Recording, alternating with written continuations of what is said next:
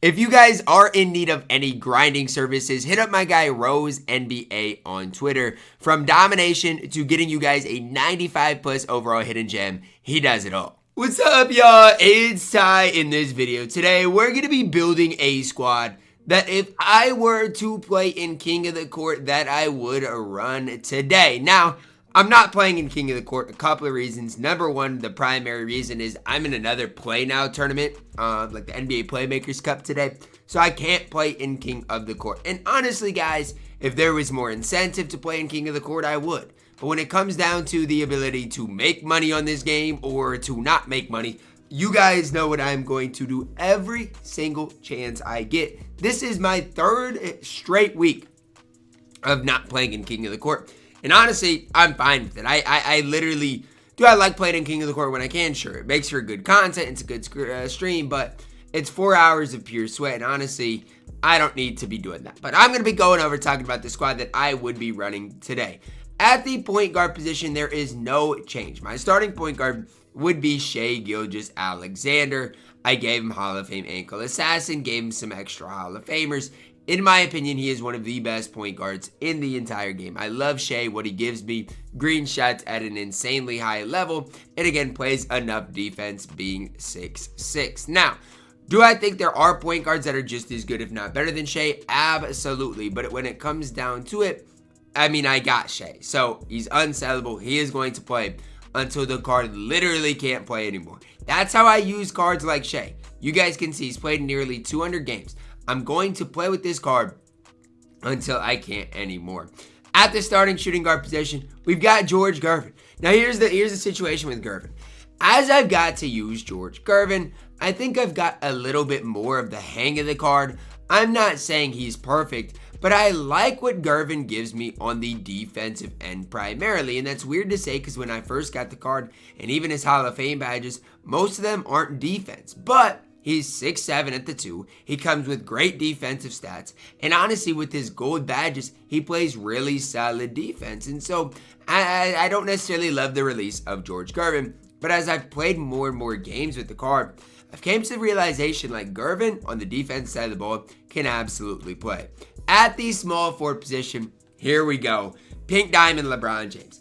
I've seen the comments, guys. Some people have asked, Ty, let us see your LeBron James. Well, I'm going to let you see my LeBron James, but don't get your hopes too high. This isn't the best LeBron in the game. However, it's a LeBron that is really good. 6'9", 89 3-ball, 97 driving dunk, 87 ball handle, 80 block, 88 steal, 90 perimeter interior, 95 speed. Badge-wise, Hall of Fame box out beast, rebound chaser, 32 gold badges, or 32 Hall of Famers as well, with the 3 gold badges. This is my LeBron James. Now, I spent just under 1 million MT on LeBron, and if you're wondering why, this LeBron James right here that I personally have is going to be better than this LeBron James whenever he comes out. Like, there's not that much difference in the two cards. You look at him, the block rating is a little bit better, but outside of that, there's not that much difference. And so I've kind of been recommending to people, if you have an opportunity to get a guy with a bunch of Hall of Famers, to do it. And so this LeBron James is probably going to play for my squad for like the next 3 months. And so for me, it is so worth it to spend up on a guy like Bron, who is going to play incredible basketball for the time being and the future. The best card on my squad right now. Power forward position, I went with Giannis Antetokounmpo. Now, a couple of reasons I decided to pick up Giannis. First one, I love this card. 67 3-ball feels way higher than that. 86 ball, defensively nearly perfect. 88 speed. Badge-wise, he comes with Hall of Fame or Legend Rebound Chaser, 26 Hall of Fame badges with 9 on gold. Now, again, kind of the similar thought to the LeBron James. There is going to eventually be Galaxy Opal Giannis. And guess what, guys? When Galaxy Opal Giannis comes out, everybody's going to be hyping him up. And honestly, I like Galaxy Opal Giannis a little more than Bron because at least with Giannis, he can then play that small forward position. I can't find him. I must be blind or something. I can't find where Giannis is at. But trust me, there is a guy. Here he is, Galaxy Opal Giannis. Again, the 3-ball does go up slightly defensively, does get better. There's a bigger difference between Giannis and LeBron. But I'd take my Pink Diamond Giannis over this Giannis. I would. That's just my personal opinion. And the fact of the situation is, when you have a legend badge and a bunch of Hall of Famers, I will take Pink Diamond Giannis because I like Giannis at the 4 more than the 3 anyways. So, again, another card that I picked up. I think he was, I don't know, 600, 700,000 MT when I got him. Do I, do I regret it at all? Absolutely not. Next, we've got the starting center position, and I'm plugging in Jaren Jackson Jr. Now, I've been on the Jaren train forever, and I'm still there.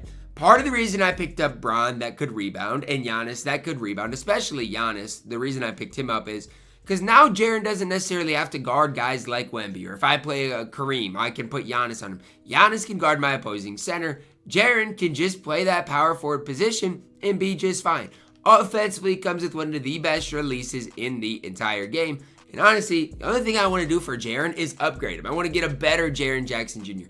Other than that, this card is literally nearly perfect on the game. He knocks down shots at an insanely high level. He plays good defense.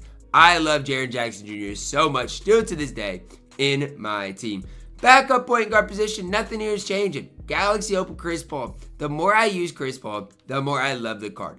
I just don't think there's too many flaws in him. And it's crazy that when I got Chris Paul, I can't say I was like super mad, but at the end of the day, when you get Chris Paul, it's like, dang, another undersized point guard. That's all 2K wants to give people.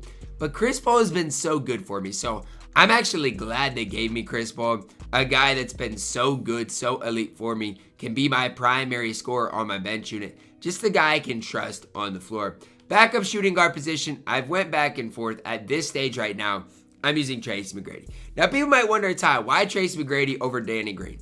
Well, I need to sell my Danny Green. It's a simple situation. Danny Green just needs better speed. The speed being an 85 holds this card back. Like, that is the big red flag for Danny Green. Also, T-Mac offensively gives me a little bit more. And at the end of the day, T-Mac is free. So, I mean, again, I like Danny Green quite a bit. But at the end of the day, when it comes down to it, I want guys that can do it on both ends of the court. And right now, I just feel like Danny Green offensively has left a little bit to be desired on that side of the ball. So that's for me why I am running Tracy McGrady. I'm going to list this Danny Green. Hopefully he sells. Hopefully I can build my MT count up. But if you have a badge, and another thing is I don't have a badged up Danny Green. So that makes a difference as well. If you fully badge Danny Green, he obviously does become slightly better. But I'm running T-Mac. Game Hall of Fame on-ball menace. Another reason I like T-Mac just slightly more than Danny Green. Small forward position, backup small forward. I am going to play. Here's the situation. I used to run Tobias Harris. I've been running Aaron Gordon recently. But my squad has just continued to get better and better as time has went on. And so my backup small forward, I'm plugging in Paolo Banchero, 6'10", 88 3 ball, 96 driving, 86 ball, no defense, perfect rebounding, perfect, all the way around perfect. Now, at this stage, my Paolo Banchero is not nearly as overpowered as he once was. 23 Hall of Famers. It's okay. It's still solid, but there are way better Paulos out there. I bought him a long time ago. 17 gold badges. I don't regret it at all. Honestly, like with Paolo, I love the card. I've used him for an insane amount of time at this stage. I don't regret picking this card up whatsoever. He knocks down shots. He plays great defense. To me, he's not as good as LeBron, but he's nearly just as good as LeBron James. So I still would recommend, if you are in need of a small forward for like the 300,000 price range, Paolo is the guy for you. Power forward position, Terry Cummings. I'm so sick and tired of the Terry Cummings disrespect. I'm so sick and tired of it. Look, I did put a couple extra Hall of Famers on my Terry Cummings. That's where I want to start. I think I was like high-flying denier, maybe an immovable, nothing too crazy, but to put a couple extra Hall of Famers on him. He's got an incredibly good release. Look what he's shooting from three, over 60%, 84 3-ball, 85 standing driving dunk, 86 mono, 85 perimeter, 86 interior, good rebounder, 87 speed with great badges. What more are you asking for at the power forward position? Like, I get it if you want a little more defense maybe at the power forward position. I get it if you're not totally satisfied with Mr. Terry in my team. But when I'm looking at things, I really like what this card gives me on the floor in this game. Knocks down shots, plays good defense. Sure, you guys might be like, well, Ty, he's a little bit undersized, and I get that. But the card is still an absolute beast on this game and can play at an insanely high level. Next up, the center position, Kareem Abdul-Jabbar. And I know what people are thinking. What? Kareem? Hear me out. 62 3-ball, 90 standing dunk, driving dunk, defensively off the charts good. 88 speed is immaculate. 10 Hall of Famers, including interceptor, including, set shot specialist, on ball menace. The one problem with Kareem is this: he's only got gold rebound chaser. That's my only problem I've had with Kareem. He green shots for me. He plays immaculate defense. He's 7'2", absolutely massive on the floor. I just wish that he had Hall of Fame rebound chaser. If I give him that eventually, I'm going to have no issues with Kareem whatsoever. I'm eventually going to have to get Hall of Fame rebound chaser, apply it to Kareem. And when that happens, until I get D-Rob, Kareem's going to hold it down. Now, once I get D-Rob, I'll go through, sell Kareem, and we'll be fine. But until that happens, I needed a center that was slightly better than Tim Duncan, and Kareem is exactly that. Now, my last 3 spots, I plug in a bunch of golds. Nobody's going to play for me. So, again, might as well just plug in a bunch of golds. Now, as far as my coach, I'm still running Steve Kerr. I know there are probably at this stage better coaches in the game.